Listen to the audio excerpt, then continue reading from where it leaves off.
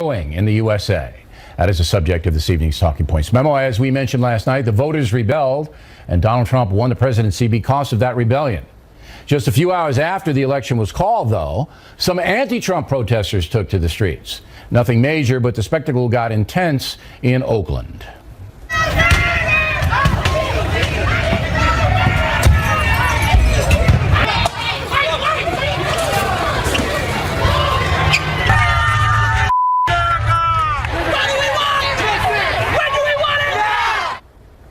The main beef seems to be that left-wing protesters don't respect an honest election. By the way, that's a hallmark around the world.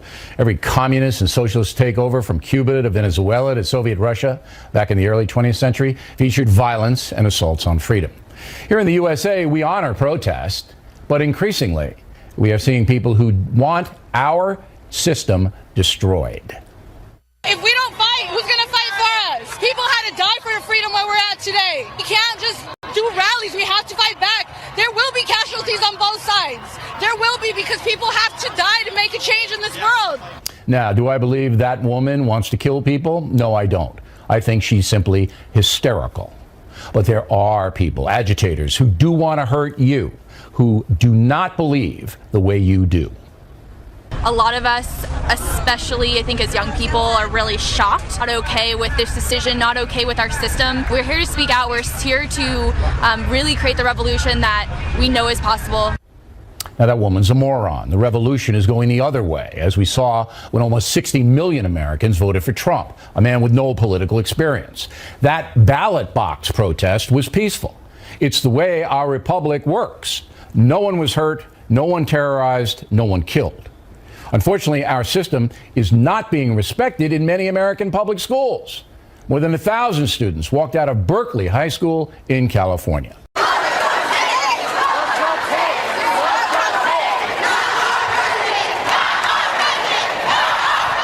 Well, it's disgraceful. And in San Francisco, there's talk that the state of California should secede from the Union. I would love to see us become our own country in a ways, you know, the Republic of California. It feels so surreal. It feels unreal. Well, it sounds like the South before the Civil War, does it not? Finally, the race hustlers are very angry. Chief among them, Al Sharpton, who despises Donald Trump. But he cannot say he did not run a campaign that has created a lot of racial fears and a lot of divisiveness. And he played to the crowd, and he knew what he was playing to. For sure. I know him here in New York. He knew exactly what he was doing. He was playing to the worst elements. We need to analyze. This man's going to be president. And all that many of us have fought for all our life is at stake. And we're not going down without a fight. Donald needs to know that. So what kind of fight, Al? Are you going to encourage violence like you've done in the past? Are you going to spout hatred, which is one of your trademarks? Are you going to divide Americans along racial lines, which has made you a fortune? I'd like to see Al Sharpton run for office, and we find out what kind of constituency he really hears, not puppets at some cable network. All right. On the racial front, Talking Points has analyzed the vote on Tuesday. We found that more than 1 million African Americans stayed home as compared to 2012. The stats are these. There were about 15.6 million votes cast by blacks. In 2012, that number was 16.7 million. The effect was devastating on the Democrats as Trump won Wisconsin by just 27,000 votes. In Michigan, he's ahead by only 12,000 votes. And in Pennsylvania, Trump won by 68,000 votes. Had black Americans voted the same way they did in 2012, say hello to President Hillary Clinton. The reason some African Americans did not turn out is that a number of them simply don't trust Hillary Clinton. On the Donald Trump front, he got 13% of the black male vote as opposed to Mitt Romney getting 11% in 2012. Black females supported Trump to the tune of 4% as opposed to 3% last time around. So Trump outperformed Romney by 3 points among black Americans. Summing up, Talking Points respects sincere protest. If you believe Donald Trump is not good for America, I have no problem with you displaying that opinion. However, if you hurt someone, destroy something, or promote anarchy, you then become a danger to the republic. That kind of stuff needs to be punished, and quickly. Also, we are living in an amazingly destructive, politically correct environment here in America. Just because something offends you doesn't mean you have the right to hurt or destroy. The new president might want to make that very clear. And if you don't like it, Canada and Mexico are nearby. They might be happy to have you. Then again, they might not. In big statement tonight, President Obama meeting President-elect Trump. The two got together earlier today, and Martha Maccallum has been following this historic situation. So I want the dish. I don't want all the phony stuff. They get along, these two? Do you think? I mean, it looks like they did okay. They were in there for 90 minutes. Originally, it was scheduled for an hour, although Donald Trump said it was supposed to be 10 to 15 minutes. Just the two of them. Yeah. No reporters, no staff in the room. Right. When they did finally come out in the statement that you're looking at right now, they weren't really looking at each other all that much. Let's look at the body language. Remember we used to do the body language? I do. Became experts. The body language for Obama is not bad. He's leaning toward Trump, but Trump is not leaning toward him. They did not look at each other and make eye contact a whole lot until the very end. Oh, he's back. He's looking at the fireplace. One of the big questions was whether or not why there was no picture. We were all watching. We covered this live this morning on America's Newsroom, and there was no moment when Melania and Donald Trump and Mr. and Mrs. Obama stood together, which typically does happen. Josh Earnest came out and said, don't make a big deal out of this. There was nothing that was canceled this morning. But the fact of the matter is, it did not happen. Okay. And it has happened in the past. Now, the president has made it, and to his credit, no doubt, clear that he wants a smooth transition and is rooting for Donald Trump. Whether that's true or not, I mean, we don't know. Trump said today something interesting, that some of the conversation was cordial, but some of it was not. But we don't have any idea on the not part, right? No, I mean, clearly these two men have very different perspectives on how the country should be run. And nobody expected that they were going to resolve those in the middle of this moment. They had never met each other before, despite the fact that they were in the room together for the White House Correspondents' Dinner, which we all remember, which was incredibly icy. The president went after Donald Trump for almost a full 5 minutes during that speech that night. And a lot of people think it was one of the impetuses for Donald Trump deciding that he wanted to be in the White House himself. I'll tell you another thing. There was a picture of the long faces of the White House staff as they stood outside the building waiting for the motorcade to pull up. Valerie Jarrett, Jen Psaki. Well, they've had 8 years. I mean, come on. You guys couldn't have had a bigger run than you had. But they were expecting to be open-armed embracing Hillary when she walked in those doors. One of the things that I noticed was at the very end of the dog and pony show, all right, President Obama said something interesting to Trump. Roll it. Thank you, everybody. We are not going to be taking any questions. Thank you, guys. Thank you. Here's a good rule. Don't answer the questions when they just start. It's always the last one. Come on, guys. All right, that was good. I that was a pretty nice moment too. And if you couldn't, hear everything, he said, "Don't answer the questions when they start yelling at you." And then at the end, he said, "It's always the last one," which is true. Because if you say, "Oh, I'll just take one," right, and you turn around, then you're sucked in, and the reporters, of course, love it, but not always a great situation for the president. Well, we're hoping to get Donald Trump. I think he's forgotten about me. Donald, come on, man. But we're hoping to get him on next week so we can debrief him about all this stuff. Because Trump, look, I've interviewed President Obama.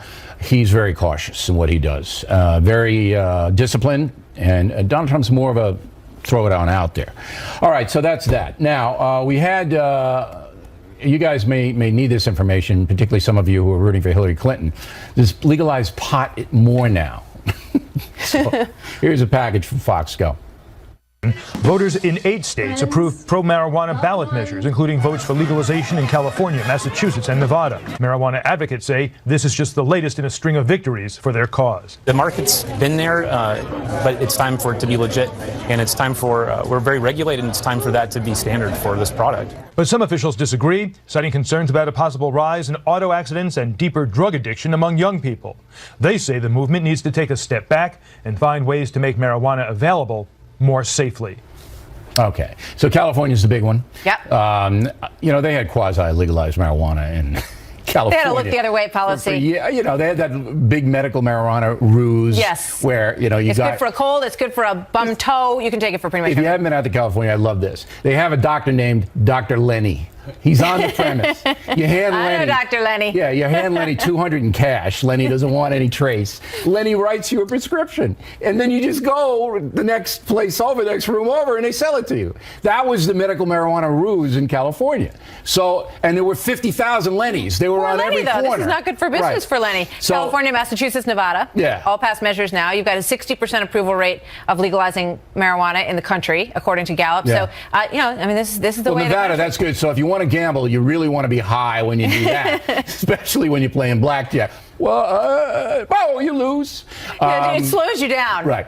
The thing that I saw of all the studies, and it is no doubt that kids use it more, no doubt there's more traffic accidents, but the minority community, poor minorities in this country, use legalized marijuana far more than anyone else, and that's going to hurt those folks. Last word? Well, just one other ballot thing that got shut down in Massachusetts. They approved marijuana, but they rejected the charter school expansion. Yes, so, of course. I mean, because they don't want stoned kids going into the charter schools. So they want them in the public schools because it's so much better for them. Exactly. Right. Thank you, Martha. Taking a little onus off me. Directly ahead, some crazy media reaction to the Trump victory. Bob Woodward has some thoughts. Dr. Bob segment tonight. National press still very upset about the Trump victory.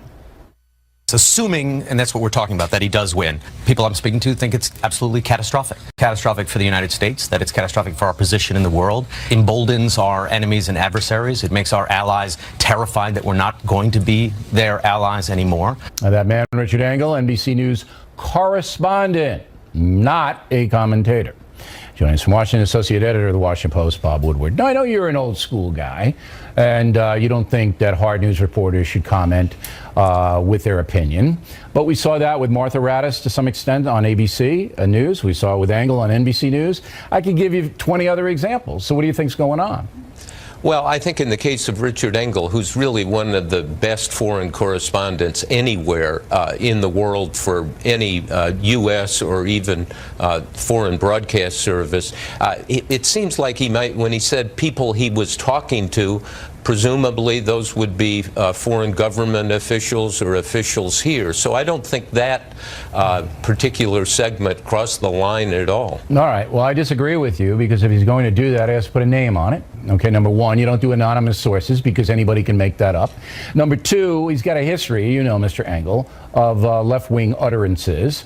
And number three, he should be a commentator. He could still be a reporter. You could still send people into the field if they have a commentator label. Best example on this network is Geraldo.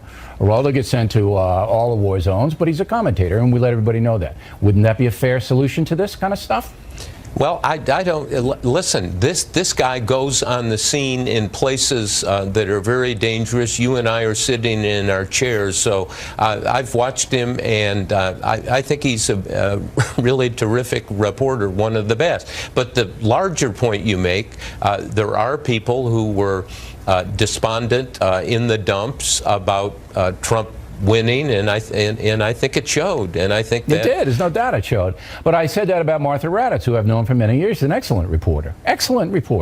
Okay, but she's on there and she's ticking off. Hey, if you're a Trump voter, this is what you're voting for. And ends up with the Access Hollywood tape.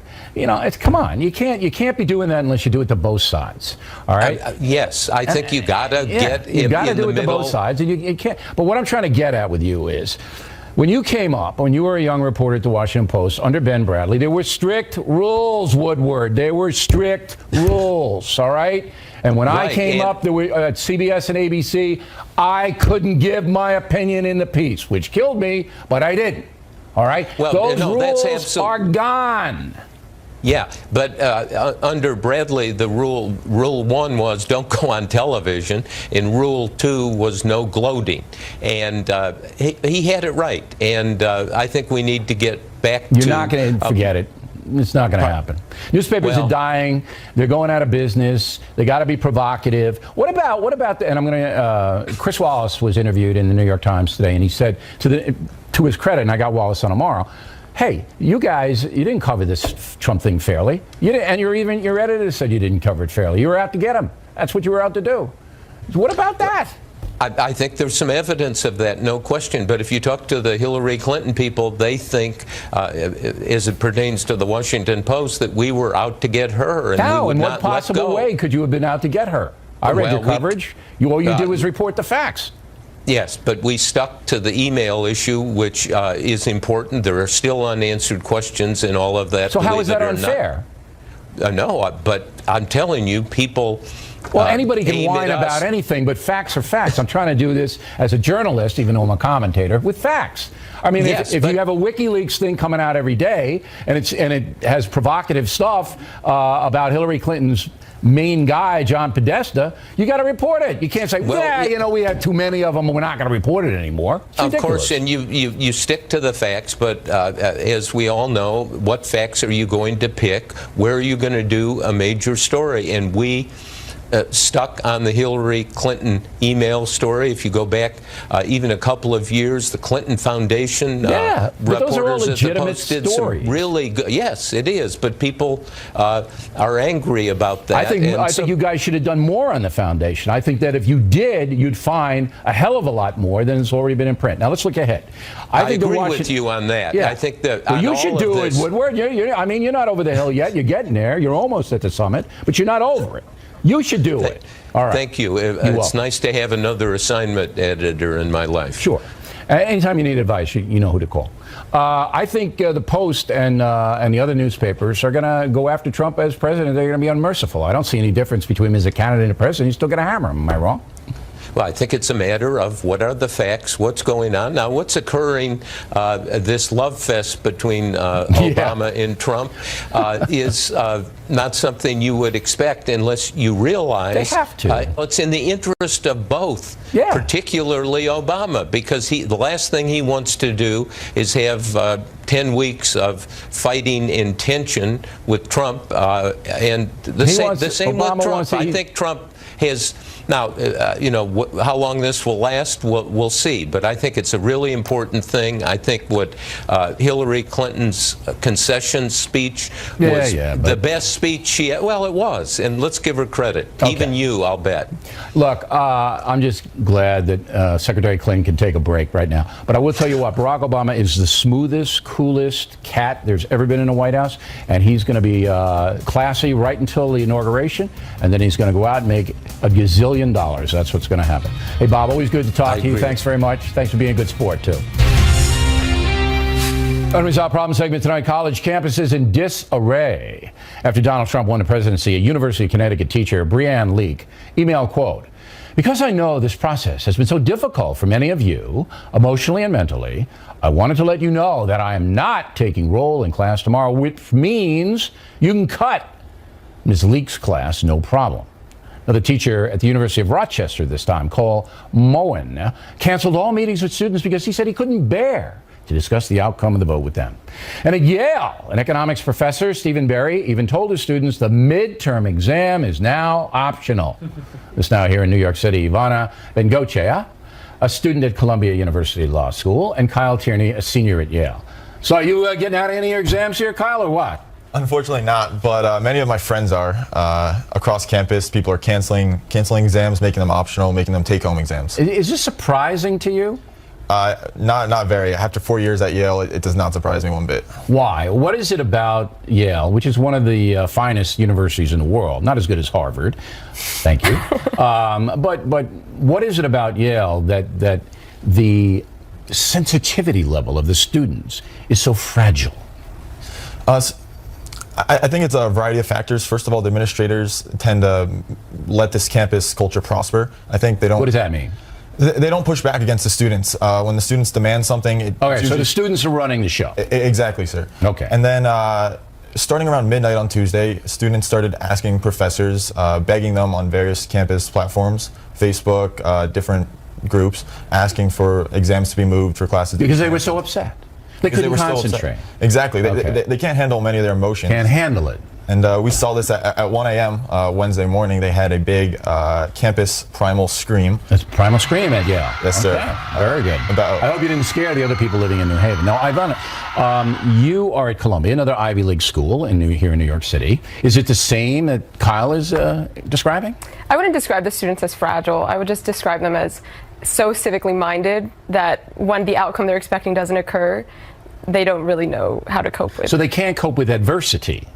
It's just they're not forced to confront it as frequently as you would at a more conservative institution. Well, there aren't any conservative institutions. I mean, maybe a few, but there really aren't. So basically the Ivies, Yale, and Columbia are creating Candyland environments where if it doesn't go your way, people fall apart. I'd say they create open forums where they want everyone to be able to discuss. They don't want me. The outcomes. They don't want me up there. I was born at Columbia Presbyterian. I've never been invited there. Never been invited to Yale. Harvard wouldn't even invite me, and I paid them like $100,000 for my degree. So I don't know if they want open discussion. They want to hear the things that they believe reinforced. Now, I noticed you have an American flag on your tie and all that. You're on the O'Reilly Factor. When you get back to New Haven, are they going to give you jazz? Are you going to get in trouble?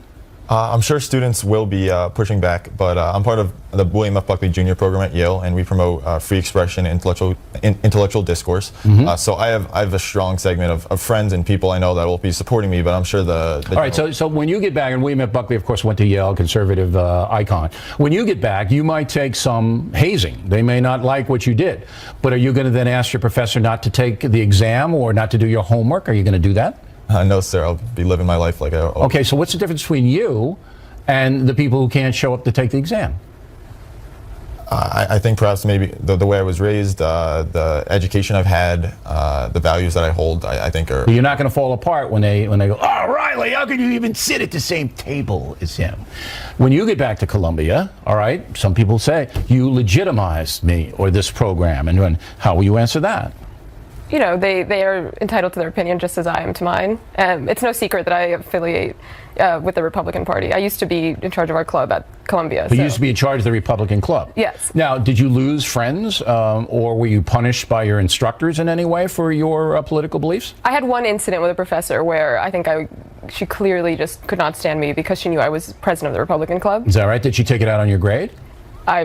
I don't want to say there's a direct correlation, but that was my lowest political science grade. I had the same thing in Marist College with a woman who's not with us anymore. She's deceased, who gave me a bad grade because I can't say it was ideological because I'm so obnoxious. It just might have been me, but I earned a much better grade than that. Last question. Do you think Yale's in trouble socially? I mean, if this crazy stuff, if they can't even handle the Republic voting a certain way, is that campus in trouble?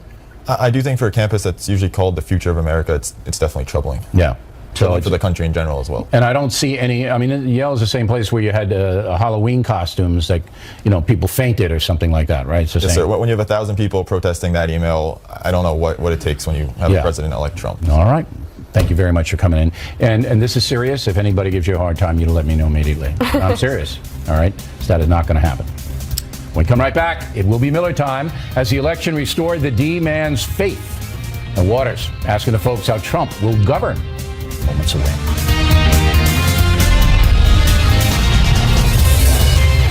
Thanks for staying with us. I'm Bill O'Reilly in the Miller Time segment tonight. As you may know, the sage of Southern California has been a bit distraught about the state of the country lately. But now things have changed big time. Miller joining us from Santa Barbara. Have they changed, Miller, or do you think it's not so dramatic? Well, Bill, let me say this. I re-met John Doe yesterday. I knew a lot of people have been driven into the catacombs because, quite frankly, you got to watch what you say nowadays. There are a lot of people out there with love in their heart who will wish you dead if you don't have as much love in your heart as they do. So, dangerous times. But I didn't realize it was 5%, which it appears to be what it was. So I re-met John Doe yesterday, and the yield of it, I think, will be good for this country. I saw Trump go down today, and I guess they christened it at the White House today. It was Orange Lives Matter, and he was there 10 minutes early because time is money. Listen, I can't pretend I'm not happy about this. I voted for not Hillary. I've been saying that for 2 years. I think Hillary, I thought she was deplorable before deplorable was cool. And, I'm just not a fan of her. So I think Trump has to do this. He wants to bring this country together. Here's my 5 points I would do. I would repeal Obamacare because it's not working. I'd start pricing things out of state and see if the free markets can bring it down. If it doesn't work, I'd be a pragmatist and say, all right, we'll go back to whatever Obamacare is, but I'm going to try this. 2 things. These are in tandem. I would make it hard to get into this country, and I would make it easy to start a small business in this country. We got those 2 things screwed up right now. Fourthly, I would kill terrorists before they terrorize and not after they terrorize. I would do that in a shot. And as far as the environment goes, I want clean air, I want clean water. Anything else, don't let the wind turbine hit you in your ass on the way out. And I think Trump's going to be a pragmatist about this stuff and solve some problems. And you know who I feel really happy for? Is those 20 kids who are getting shot every weekend in Chicago. Because people can talk about caring all they want, but this system is not working for the disenfranchised in this country now. It's kind of working. It's like in Alien, where you see that thing where they barely keep somebody going so they can feed on them. It kind of works that way, but there are too many people being shot in Chicago, innocents, every weekend. Let's try something else and see if that works. And if that makes me a bad guy, so be it. No, you had National Guard in there 3 years ago, but the mayor of Chicago and the governor of Illinois, you know, they don't care. Now, how long are you going to give? I don't find that as caring as they say it is. They don't care. They don't. Look, if you understand public policy and you understand crowd control and you understand public safety, and you have a situation where thousands of poor people are being slaughtered in the streets, you put the National Guard there to stop it. It's not complicated, and they will not. Now, how long are you going to give Trump to start to implement throwing out Obamacare, which is, you know, going to be controversial? Can I tell you, I'm sick of this country. I'm sick of this country taking stands about how long they're going to give. I even did that with Obama. I said, I'll give him.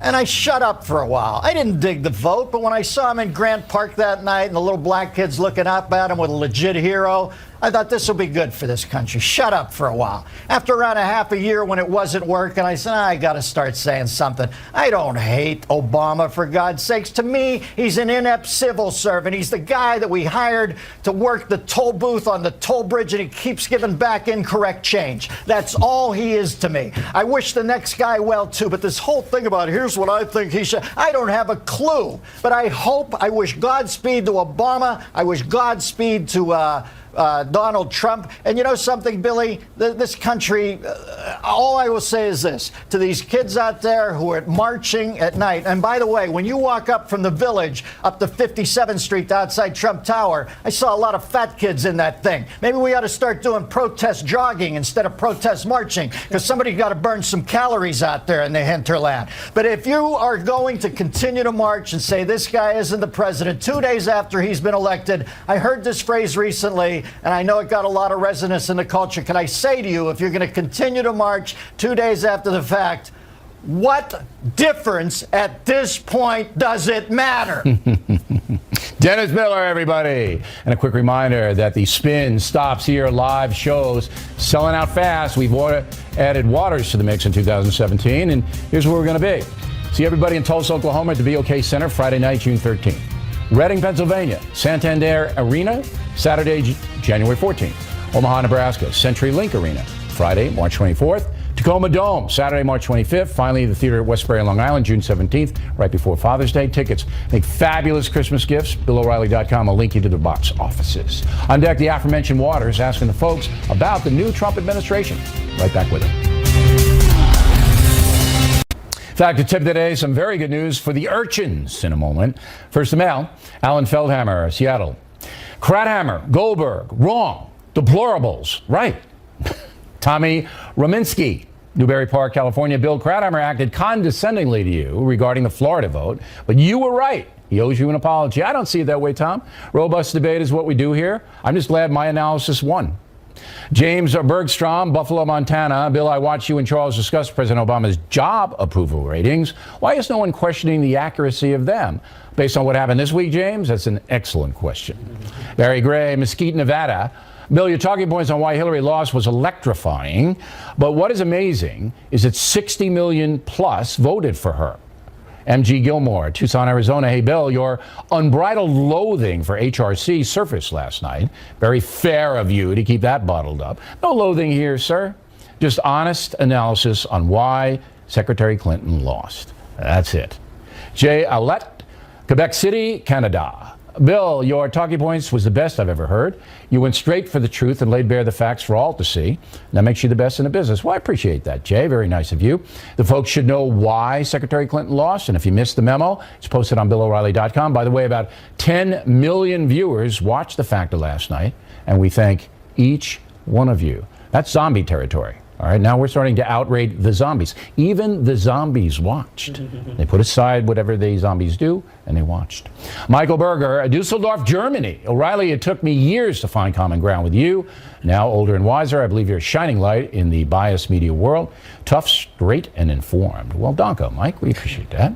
Bob Kasakar, Ontario, Canada. Bill, my dog, Wild Thing, howls when Wolf Blitzer is on, but calms down when the Factor appears. Well, maybe he just doesn't like beards, Bob. Matthew Herzer, Great Falls, Montana. Killing the Rising Sun is a gut-wrenching and compelling book. Holds a powerful meaning for all vets who sacrifice so much. With Veterans Day this week, I thank O'Reilly and Martin Dugard for writing the book. Well, thank you for the reminder that Vets Day is Friday, Matt. And thank you for reading Killing the Rising Sun. Finally, tonight, Factor Tip of the Day. On Tuesday, November 1st, there will be another book, a new book. But this one was written to help little kids. The mega-selling fiction author James Patterson and I have teamed up to write a book called Give Please a Chance, with apologies to Yoko. The book is aimed at little kids ages 4 to 8. Really, really nice illustrations, fun, and it's a great introduction to book reading with a terrific message. So you can order it in advance from BillO'Reilly.com. Amazon, Barnes & Noble, and we hope you do. Make a great Christmas gift. And that is the Factor Tip of the Day. And that is it for us tonight. Please check out the Fox News Factor website, different from BillO'Reilly.com. Also, we'd like you to spout off about the Factor anywhere in the world. O'Reilly at FoxNews.com, O'Reilly at FoxNews.com. Name and town if you wish to opine. Word of the day, an oldie but a goodie. Do not be a jackanapes when writing to the Factor. Now, tomorrow we will continue our political coverage of the historic presidential election. As I told you, we're hoping Donald Trump will come on soon. I hope he hasn't forgotten us. Again, thanks for watching us tonight. I'm Bill O'Reilly. Please remember that the spin stops here. So we are definitely looking out for you.